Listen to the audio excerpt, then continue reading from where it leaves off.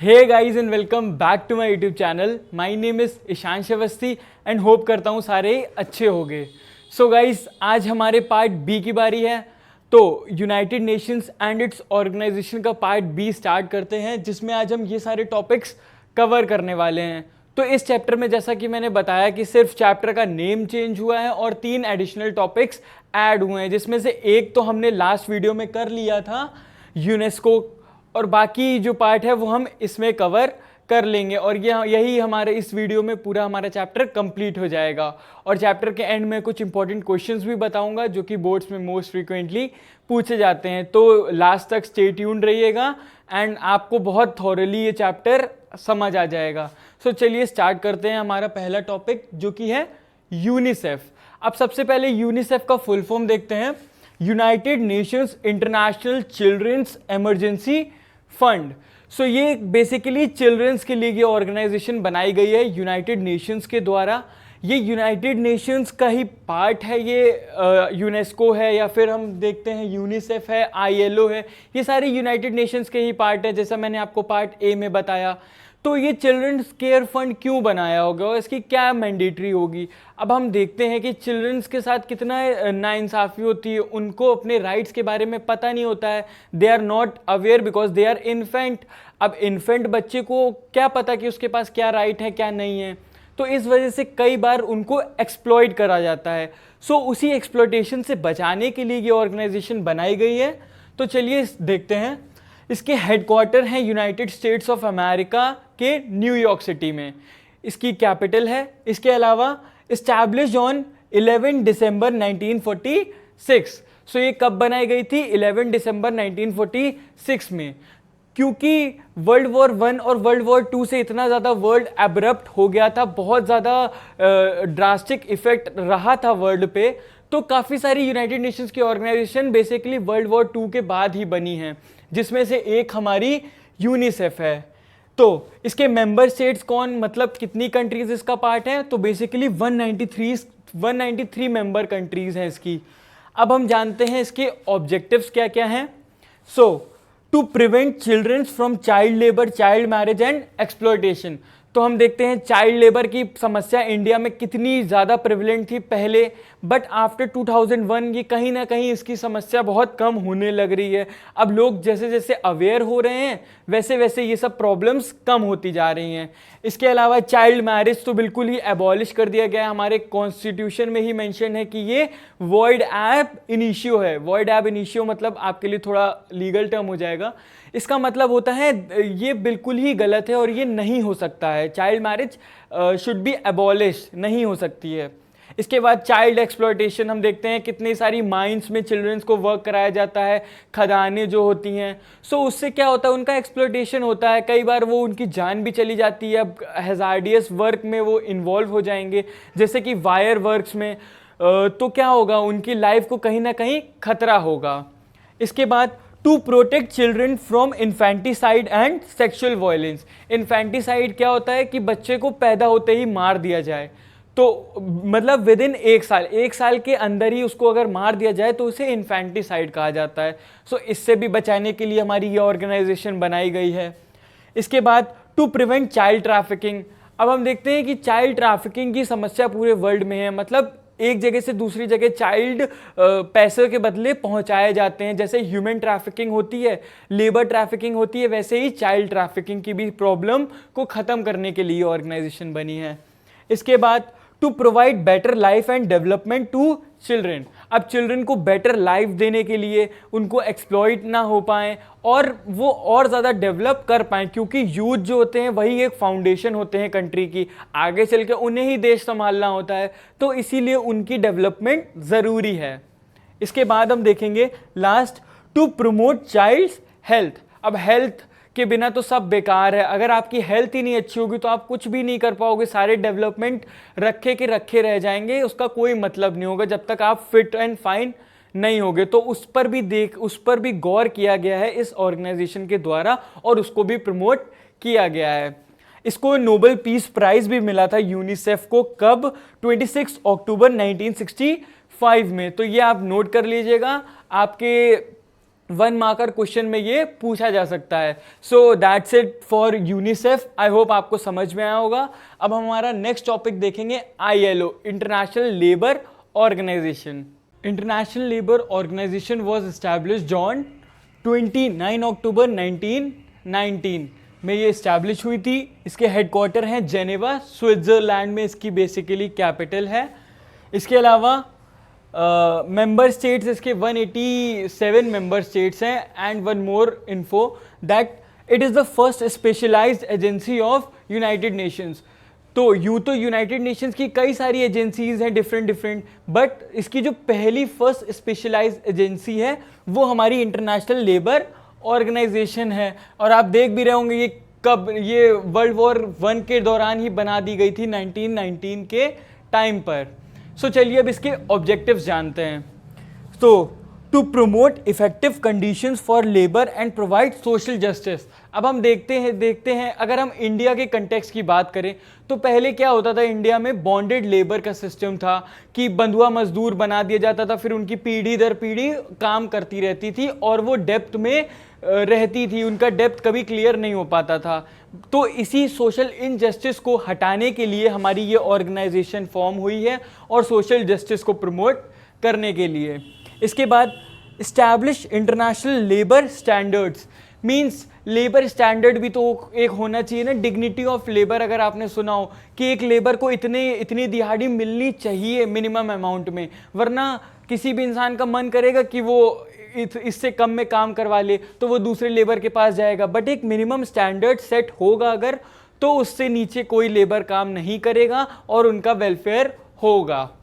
इसके अलावा create safety and parity amongst labour, मतलब ऐसे हजार्डियस कामों को करने के लिए लेबर को सेफ्टी भी प्रोवाइड करी जाएगी। अब आप मान लीजिए किसी खदान में लेबर काम कर रहा है, उसकी डेथ हो जाती है तो क्या उसकी फैमिली का क्या होगा। सो ऐसी कंडीशन को अवॉइड करने के लिए ये ऑर्गेनाइजेशन बनी है ताकि वो उनको कहीं ना कहीं प्रिवेंट कर सके इन सब कंडीशन से और प्रोटेक्ट कर सके। इसके बाद रिस्पेक्टफुल कंडीशन टू वर्क।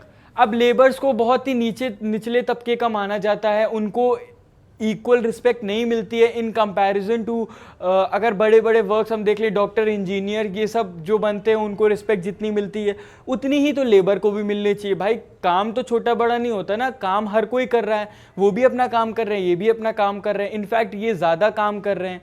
सो इनको भी इक्वल रिस्पेक्ट, ये दे डिजर्व इक्वल रिस्पेक्ट। इसके अलावा incentives for main and women engaged in work. अब जो लेबर्स हैं वो वर्क में जो इंडल्ज हैं उनको इंसेंटिव्स भी देने कंपलसरी हो गया या देने चाहिए, ये एक आपकी मॉरल ड्यूटी है। सो ये भी किसने स्टैंडर्ड सेट किया, इंटरनेशनल लेबर ऑर्गेनाइजेशन ने। और इसको भी नोबेल पीस प्राइज मिला कब, 1969 में। सो आई होप आपको ये वाला टॉपिक भी समझ में आ गया होगा। और इसके बाद मैंने IMF मिस कर दिया था हमारे पार्ट 1 में, इंटरनेशनल मॉनेटरी फंड, तो वो हम इस पार्ट में कवर कर लेते हैं। और आपके जो 3 न्यू टॉपिक्स थे वो कवर हो गए, यूनिसेफ, यूनेस्को एंड ILO। जो हमारी इंटरनेशनल मॉनेटरी फंड है इसे वर्ल्ड बैंक को इसका सिस्टर ऑर्गेनाइजेशन भी कहा जाता है। और बेसिकली इसको बनाया किस लिए गया था, ताकि जो इकोनॉमिकली कंट्रीज वीक हैं उनको अपग्रेड करा जा सके। और वर्ल्ड बैंक क्या करता है, बेसिकली जो रिच एंड पावरफुल जो वेस्टर्न पावर्स होती हैं उनके जो इन्फ्लुएंस होता है उसको बढ़ाता है, उनको जो लोन्स चाहिए होते हैं वो प्रोवाइड करता है और अपना बेसिकली स्टेक बढ़ाता है। बट मॉनेटरी फंड किस लिए बनाया गया था, ताकि उन वीक कंट्रीज़ को भी हेल्प मिल सके या उनको भी लोन मिल सके जो पिछड़ी हुई कंट्रीज़ हैं। चलिए देखते हैं। इसके हेडक्वार्टर्स हैं Britain would, new Hampshire, US में। बेसिकली US में इसका हेडक्वार्टर है और इस्टेब्लिश हुआ था ये 27 दिसंबर 1945 में, आफ्टर सेकेंड वर्ल्ड वॉर। इसके बाद मेंबर स्टेट्स इसके 189 मेंबर्स हैं, जिसमें G8 भी इन्वॉल्व हैं। G8 की कंट्रीज कौन कौन सी हैं, US, Japan, France, Italy, Canada, US, UK, Russia and China. So ये G8 के जो मेंबर, ये कौन कौन सी कंट्रीज हैं G8 की, जो इकोनॉमिकली बहुत ज़्यादा अपग्रेड हो चुकी हैं या जिनका ट्रेडिंग लेवल बहुत हाई है, जिनका एक्सपोर्ट और इंपोर्ट बहुत ज़्यादा होता है, ट्रेड बहुत ज़्यादा होता है, ये वो कंट्रीज़ हैं। इसके बाद ऑब्जेक्टिव्स देखेंगे। Solve BOP problems means balance of payment की जो प्रॉब्लम होती है इसे सॉल्व करना। मींस अगर किसी कंट्री ने कुछ इंपोर्ट किया है तो कुछ एक्सपोर्ट भी करे या फिर वो उतने ही पैसे दे, मींस बैलेंस ऑफ पेमेंट होनी चाहिए। ये लुक आफ्टर करता है इंटरनेशनल मॉनेटरी फंड। इसके अलावा प्रमोट मॉनेटरी कोऑपरेशन, पैसे से रिलेटेड जो भी कॉपरेशन होता है, मींस अगर किसी कंट्री को पैसे की ज़रूरत है, किसी को लोन चाहिए, सो वो सब ग्रांट कर देता है। इसके अलावा मल्टीलैटरल प्रोग्राम्स, मींस इसके प्रोग्राम्स ऐसा नहीं कि सिर्फ इकोनॉमिक बेस्ड हैं या इकोनॉमी इंप्रूव करने के लिए, नहीं, ये टेररिज्म को हटाने के लिए भी हैं और डिफरेंट जो डेवलपमेंट्स होते हैं वर्ल्ड लेवल पे इन्वायरमेंट को क्लीन करने के लिए, सो ये सब भी चीज़ें ये अपने आगे रखता है। और लास्ट इकोनॉमिक डेवलपमेंट की अगर हम बात करें तो मॉनेटरी फंड से ही आपको समझ में आ रहा होगा कि ये इकोनॉमिक डेवलपमेंट की बात करता है। तो ये हमारा मॉनेटरी फंड का टॉपिक था जो आपका रह गया था पार्ट ए में, ये मैंने कवर करा दिया है। अब हमारा नेक्स्ट टॉपिक देखते हैं, ज्यूरिसडिक्शन ऑफ यूनाइटेड नेशंस। यहाँ पे ज्यूरिसडिक्शन मतलब क्या होता है कि किन किन एरियाज पे यूनाइटेड नेशंस वर्क कर सकती है या उसका कंट्रोल दिखा सकती है, अपनी जो भी पार्ट्स हैं उसका प्रदर्शन कर सकती है। तो चलिए देखते हैं। United Nations held a meeting on 2005। तो 2005 में इसने तब मीटिंग करी जब इसके 60 ईयर्स हो गए और अपने उसी दिन, आप कह सकते हैं अपने बर्थडे वाले दिन इन्होंने मीटिंग करी और कहा कि किस तरह से हम इसको और एफिशिएंटली वर्क करवा सकते हैं हमारी यूनाइटेड नेशंस ऑर्गेनाइजेशन को। तो and the leaders of this meeting decided following steps. So वो क्या क्या स्टेप्स थे जो डेवलपमेंट के लिए नेसेसरी थे? Creation of peace building commission, एक नई कमीशन सेटअप करवाने के लिए पीस बिल्डिंग कमीशन, जो कि दो कंट्रीज में अगर डिस्प्यूट चल रहे हैं तो उसमें पीस कैसे स्टैब्लिश करना है, कैसे म्यूचुअल कोऑपरेशन की भावना दोनों कंट्रीज के मेंबर में लानी है, वो डिसाइड करना। इसके बाद establishment of human right council, एक ऐसी काउंसिल बनाना जो कि ह्यूमन राइट को देखे, जैसे इंडिया में बनी है ह्यूमन राइट कमीशन जो क्या देखती है कि ह्यूमन के राइट कोई वॉयलेट तो नहीं हो रहे। सिमिलरली ये वर्ल्ड लेवल पे ये और काउंसिल बनाई गई। बनाने की बात चली और 2006 से ये केम इनटू फोर्स आई, मतलब 2006 से ये वर्क करने लगी। ठीक है, सिंस 2006।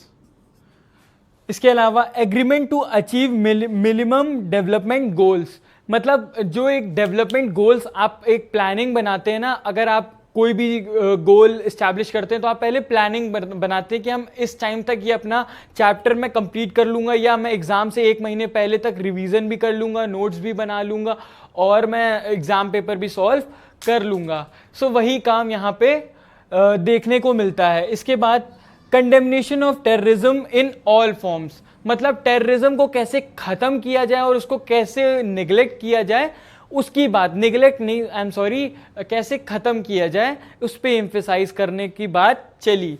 इसके अलावा क्रिएशन ऑफ डेमोक्रेसी फंड। सो इन्होंने देखा कि वर्ल्ड में हर कंट्री डेमोक्रेसी को नहीं अडॉप्ट कर रही, कुछ मोनार्कियल फॉर्म ऑफ गवर्नमेंट है तो कहीं पे एनार्की है, तो उसकी वजह से क्या होगा, अगर डेमोक्रेसी नहीं होगी तो एक मिनिमम स्टैंडर्ड ऑफ लिविंग तो नहीं मिल पाएगा सिटीजन्स को। ये कौन इंश्योर करता है, ये कौन सेफगार्ड करता है? डेमोक्रेसी करती है। अगर हम और आपके पास फ्रीडम ऑफ स्पीच है तो it is just because of democracy in our country. India is a democratic country. So बाकी पूरे वर्ल्ड में जो कंट्रीज़ हैं उसमें डेमोक्रेसी स्टैब्लिश हो, इसके लिए फंड रेज किए जाने चाहिए। ये इसमें डिस्कस हुआ मीटिंग में। Last, an agreement to wind up Trusteeship Council. Trusteeship Council के लिए भी एक एग्रीमेंट बनाया गया और किस तरह से कंट्रीज आपस में म्यूचुअली रिस्पेक्ट के साथ रह सकती हैं, ट्रस्ट कर सकती हैं एक दूसरे पे और कैसे एक दूसरे के साथ ग्रो कर सकती हैं, इस पर भी बात चली। सो ये हमारा टॉपिक था jurisdiction of United Nations. I hope आपको समझ में आया होगा। इसके अलावा हम हमारा नेक्स्ट टॉपिक देखेंगे, India and the United Nations reforms. One of the major concern of India has been the composition of United Nations Security Council. It remained static for long time. अब जब हम इंडिया एंड यूएन रिफॉर्म्स की बात करते हैं तो India की एक कंसर्न है क्या, कि जो सिक्योरिटी काउंसिल का जो रेशियो है वो 5 परमानेंट मेंबर्स तब भी थे और आज की डेट में 2020 में देखें तो आज भी 5 परमानेंट मेंबर्स हैं, और इसके जो नॉन परमानेंट मेंबर्स हैं उसकी भी वेरिएशन बहुत ज़्यादा बढ़ाई नहीं गई है। मींस इसके जो मेंबर कंट्रीज़ हैं ये इसको बढ़ाना चाहिए इंडिया के अकॉर्डिंग में। और इतना ही नहीं, इंडिया चाहती है कि इंडिया भी इसकी परमानेंट मेंबर बन जाए और इंडिया के पास भी वीटो पावर आ जाए, और क्यों ना भी चाहें, क्योंकि इंडिया सारे क्राइटेरियाज फुलफिल करती है। India is a diverse country, ये सब्सटैंशियल कंट्रीब्यूटर भी है यूनाइटेड नेशंस बजट को, और इवन हमारी कंट्री में डेमोक्रेसी है, हमारी में पॉपुलेशन बहुत ज़्यादा है, तो हम सारे ही क्राइटेरिया फॉलो करते हैं, फिर भी हमें परमानेंट मेंबर नहीं बनाया जा रहा है। क्यों नहीं बनाया जा रहा है उसके रीजंस भी हम इस टॉपिक में जानेंगे। चलिए देखते हैं। United nation general assembly membership expanded considerably. तो यूनाइटेड नेशन जनरल असेंबली है जो कि यूनाइटेड नेशंस का ही एक ऑर्गेनाइजेशन है, उसकी जो रेशियो है या फिर उसको हम बोल सकते हैं मेंबरशिप है वो इंक्रीज हुई है रैपिडली, बट सिक्योरिटी काउंसिल की नहीं हुई है। 5 परमानेंट मेंबर्स तब भी थे और आज भी वही 5 परमानेंट मेंबर हैं। इसके अलावा India supports an increase in number of both permanent and non permanent members. India चाहता है कि permanent member as well as non permanent members का रेशियो इंक्रीज हो। इसके अलावा India itself also want to become a permanent member of United Nation Security Council as it fulfil the criteria of becoming member. मैंने जैसा आपको बताया कि सारे ही क्राइटेरिया हम फुलफिल करते हैं तो हमें परमानेंट मेंबर बना देना चाहिए। इसके अलावा despite of India's wish to be a permanent member of Security Council, some countries question its inclusion due to relations with Pakistan. हम सारे क्राइटेरियाज तो फॉलो करते हैं, बट कुछ कंट्रीज़ जो कि वीटो पावर वाली कंट्रीज़ हैं उनका ऐसा मानना है कि इंडिया के वॉर चलते रहते हैं पाकिस्तान के साथ, इवन अब तो चाइना के साथ भी आप देख रहे होंगे बॉर्डर डिस्प्यूट्स चल रहे हैं। तो ऐसी सिचुएशन में इंडिया को परमानेंट मेंबर बनाना खतरे से खाली नहीं है। अगर इंडिया डोमिनेंट बन गई तो पाकिस्तान का क्या हाल होगा। अभी आप देखते हैं इंडिया की आर्मी कितनी एफिशिएंट है, सफिशिएंट है, सो तब तो हमारे पास और ज़्यादा पावर आ जाएगी। तो इस वजह से इंडिया को परमानेंट मेंबर नहीं बनाया जा रहा है। इसके अलावा रीज़न देखते हैं, yet other feels that other emerging power such as Brazil, Germany, Japan must represented in any expansion of permanent member. और जो दूसरी कुछ कंट्रीज़ हैं उनका ऐसा मानना है कि अगर आप सिक्योरिटी काउंसिल की परमानेंट मेंबर्स की लिस्ट बढ़ा ही रहे हैं, 5 से ज़्यादा कर रहे हैं, तो आप साउथ अमेरिका और अफ्रीका की कंट्रीज़ को लाइए सामने, क्योंकि उसकी रिप्रेजेंटेटिव एक भी नहीं है। एशिया में तो आप देख रहे हैं कि चाइना है, वो परमानेंट मेंबर है, तो आप दूसरी कॉन्टिनेंट्स को भी सामने लाइए। इसलिए इंडिया को परमानेंट मेंबर नहीं बनाने की बात चल रही है। तो ये रीजंस हैं कुछ जिसकी वजह से इंडिया परमानेंट मेंबर नहीं है, जबकि सारे क्राइटेरियाज ये फॉलो अप करता है। And we hope for the best कि सूनर और लेटर हमको परमानेंट मेंबर बना दिया जाएगा। सो हमने टॉपिक कंप्लीट कर लिया है इंडिया एंड यूएन रिफॉर्म्स। अब हमारा लास्ट टॉपिक देखते हैं आज का, United Nations in a unipolar world. यहाँ पे यूनिपोलर वर्ल्ड किसके कंटेक्स्ट में बात हो रही है? यूएस हेजेमनी के कंटेक्स्ट में बात हो रही है। हम सबको पता है कि यूएन के पास इकोनॉमिक पावर भी है। हमने hard power, soft power and structural power की बात करी थी यूएस हेजेमनी में, पर क्योंकि ये तीनों पार्ट हटा दिए गए हैं आपके इस बार के चैप्टर में, यानी 2020 एंड 21 स्टूडेंट्स के लिए, सो मैं आपको ब्रीफ बता दे रहा हूँ कि हार्ड पावर का मतलब होता है मिलिट्री बेस में, सॉफ्ट पावर होता है उनके एथिक्स या फिर उनकी पर्सनल चॉइसेस के बिहाफ पे, और स्ट्रक्चरल पावर होता है उनकी टेक्नोलॉजी बेस पे। सो ये इन 3 चीज़ों पे यूएस डोमिनेट करता है पूरे वर्ल्ड को। और ये कहीं ना कहीं यूनाइटेड नेशंस को भी डोमिनेट करता है, उसके डिसीजंस में वेस्टर्न इन्फ्लुएंस दिखता है। चलिए देखते हैं, in a unipolar world in which the US is dominant, United Nations has served to bring the US and rest of the world into a discussion. Means United Nations discussion में ले आया पूरे world को, United States को। Means United states पूरे world के साथ discuss करता है, सब करता है प्रॉपरली प्लान्ड वे में, बट स्टिल ये डोमिनेट करता है, ये इन्फ्लुएंस करता है अपने डिसीजंस को।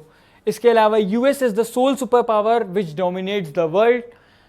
The influence of US within United Nations is considerable.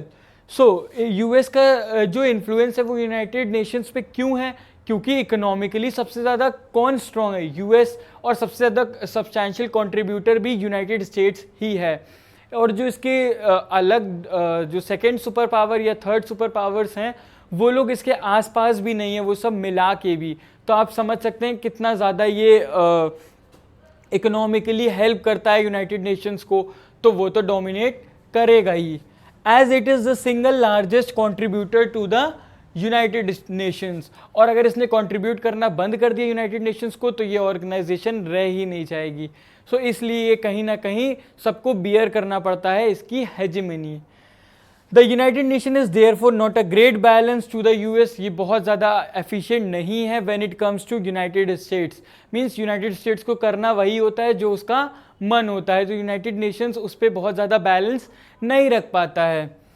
इसके बाद United states dominate the policy made by UN, मैंने आपको बता दिया कि ये सारी पॉलिसीज़ को भी डोमिनेट करता है। And last, United Nation is an imperfect body but without it world would be verse of. अब आप सोच रहे होंगे कि जब इसमें डोमिनेट कर सकता है कोई कंट्री यूनाइटेड नेशंस को, सो ये किस काम की होगी? बट नहीं, वर्ल्ड में पीस इस्टेब्लिश करने में यूनाइटेड नेशंस का बहुत बड़ा हाथ है, आपने इस चैप्टर में जान लिया। और अगर ये नहीं होगी तो वर्ल्ड और ज़्यादा वर्स ऑफ हो जाएगा। अब आपको मैंने स्लोगन भी बताया था कि United Nations was not form to take humanity to the heaven but to save it from the hell. So आपको ये याद रखना है। सो आई होप आपको आज का पूरा चैप्टर समझ में आया होगा। अब हम चलते हैं क्वेश्चन आंसर्स की तरफ। Here are some important questions which are most frequently asked in the board exams. First, describe the reforms and structure of United Nations. Second, elucidate the role of UNESCO. Third, explain the role of United Nations. Fourth, describe the role of United Nations Security Council and United Nations General Assembly. And at last, what is the role of UNICEF या फिर ILO या फिर international monetary fund? ये तीनों में से optional कोई भी क्वेश्चन पूछा जा सकता है। सो हमने क्वेश्चन आंसर्स का भी पार्ट कंप्लीट कर लिया है। सो गाइस, आपको अगर वीडियो अच्छा लगा हो तो लाइक करिएगा, कमेंट करिएगा, शेयर करिएगा अपने दोस्तों के साथ और सब्सक्राइब करिएगा इस चैनल को। So stay tuned for more such videos.